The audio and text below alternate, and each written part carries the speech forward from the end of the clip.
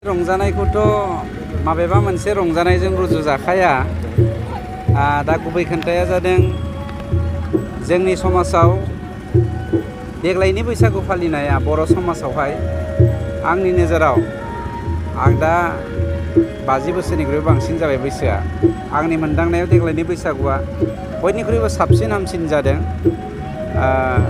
बेफोरबायदि बैसागुखौ जोङो जुदि खुंलांबाय थायोब्ला आंहा फोथायनाय दङ आसामिस बिहु डान्सआ जदियो देग्लाय गिनिज बुक अफ रेकर्ड खालामदोंब्लाबो दिनैनि जोंनि बैसागु फालिनायजों समान मुलुगनि बैसागु बा मुलुगनि आरिमुआ जोंजों फेर फाथिनो हाया बायदिखौ नुनो हमदांनो हायो। बैसागु आरो दोरोङारि दामनाय देनाय मोसानायनि गेजेराव बिनि सायाव मा बुंगोन सार?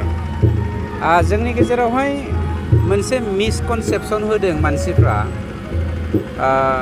बबे समनिफ्राय बियो जाबोनाय आं बुंनो हाया। बर'नि जा दामनाय देनाय, बर'नि जा बैसागु मोसानाय बा रंजालि बैसागुखौ फालिनाय बा जोंनि हारिमुखौ लुखांनायनि दाखांनायनि बेलायाव जोंनि जा हाबाफारि बेयो एक्सुवेलि धोरोमजों सोमोन्दो थाया। गोबां मानसिया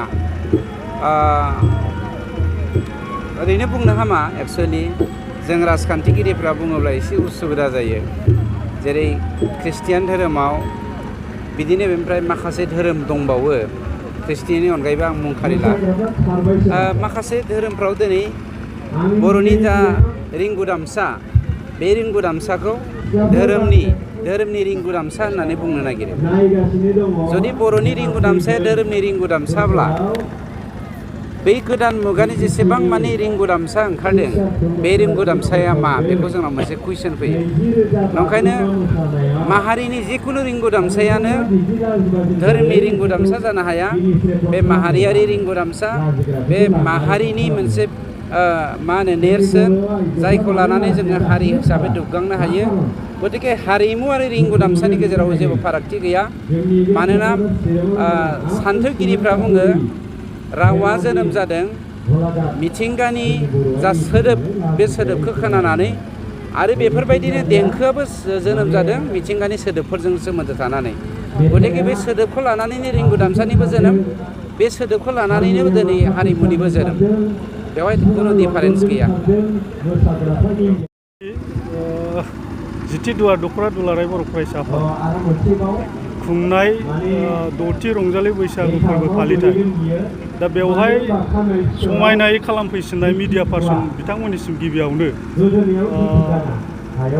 सामलाय आफादनिफ्राय साबायखर बावग्रोबाय।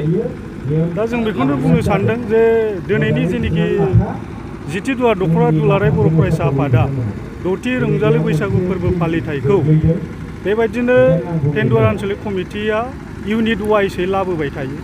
दा बियो गिदिङै रुनिकाटा इउनिटआव नि सिङाव जानांगौ हिसाबै नैबे सा सालबारि उदांस्रि क्लाब, बियो रुनिकाटा इउनिटनि आन्डाराव गोग्लैयो नैबे फिल्डआ। दा बेवहायनो नियम बायदियै बेवहाय दिनै टेन्डुवार आनसलिक कमिटिया खुंनाय जादों। बुंलांबाय थानोसै ना? दा दिनैनि फुंबिलिनि हाबाफारियाव जोंहा गेट बेखेवनाय हाबाफारि दंमोन। दा बेवहाय जोंना आलासि हिसाबै बे गेटखौ बेखेवफैदों बिटिआरनि चिफनि OSD डक्टर सांग्रां ब्रह्म बिथां, आरो बिथांजों फैफादों रुनिकाटानि OC सार।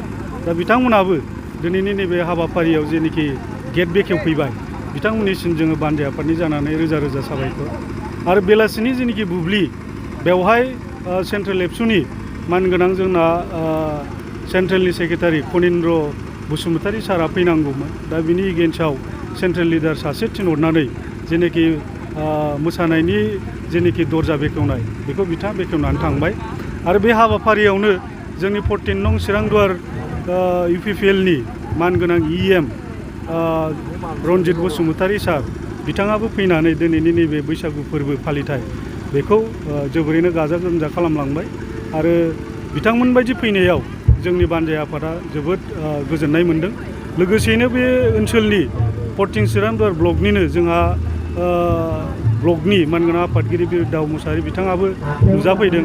ओनसोलनि मेलेमजिबि सानसुमै राजनिति नङै गोबां माने फोरोंगिरिफोर आरो साहित्य सभानि माखासे लिडारफ्राबो दिनै बेवहाय नुजाफैदों आरो बेबायदिनो बे हाबाफारियाव गाहायै 12था ग्रुपआ बाहाय पार्टिसिपेट खालामफैदों दा बादायनाया सोलिगासिनो दं दसे उनाव बिसिनि जेनोखि मोसानाय बादायनायाव सोर देरहायो बेखौ उननि समाव बुंसिगोन जाय हक दिनैहाय नोंथांमोना बे जोंनि जेनोखि टेन्डुवार आनसलिक कमिटिया खुंनाय बे हाबाफारियाव फैनानै पाब्लिश खालामनो फैनायनि थाखाय नोंसिनिसिम रोजा रोजा साबायखर बावनानै बानजाय आफादनिफ्राय जेनोखि सुंद' बुंनाय आं बेवहायनो देरहानायनि बान्थाखौ बेसेबां देरहानाय हिसाबै जोंना 15,000 रां आरो उइथ सार्टिफिकेट साफ्रोमनोबो गांफा गांफा सार्टिफिकेट हरनाय जागोन बेजों लोगोसे नैथि देरहानाय नो थाखाय बान्था हिसाबै 10,000 रां उइथ सार्टिफिकेट आरो थामथि जेनोखि देरहासार जानाय बिथांमोननो 7,000 रां बान्था हरनाय जागोन उइथ सार्टिफिकेट बेबायदिनो दिनैनि हाबाफारिया बेबायदिनो सोलिगासिनो दं जोबजासेयाव मा जायो नायनि ओरैनो बैसागु फालिथायनि गेजेरजों जोङो बेवहाय दोरोङारि मोसानायखौ नुनो मोन्दों स' मा थांखिजों दोरोङारि मोसानाय रोजाबनाय मानाय बेफोरखौहाय लाबोनाय जायो बैसागु समाव जेनेबा दा दोरोङारि होनोबा जों बेखौ ट्रेडिसनेल होननानै जों बुजियो बै समाव आबै आबौमोनहा जिहेथु जोङो बै समाव नायोब्ला जारिमिनाव जों फरायबा मोनो जे बर'फ्रा बांसिनै हाग्रा बंग्रा बेफोरबायदियाव थायो बेफोरबायदिनो दाउमा दाउसानि गाबनाय माखासे रिंगु दामसा बेफोरखौनो दिनै बर'आ मोनसे मेथाइ बायदि रोजाबबोदों बिसिनि गाबनाय दाउमा दाउसानि गाबनाय बिफां लाइफांनि माखासे जेनोखि आगरफोरखौ नुनानै फिथाइ सामथाइनि आगर जेरै दाउस्रि गोबा बायदिसिना बेफोरखौ जेरै रुमाल फारिखौ लानानै नैबे बैसागु फोरबोआव बेबायदिनो दोरोङारि हिसाबै फालिबोदों आरो बेयो मोनसे बर' जाथिनि थाखाय बिराद मोनसे गोरोबथाव मोनसे दोरोङारि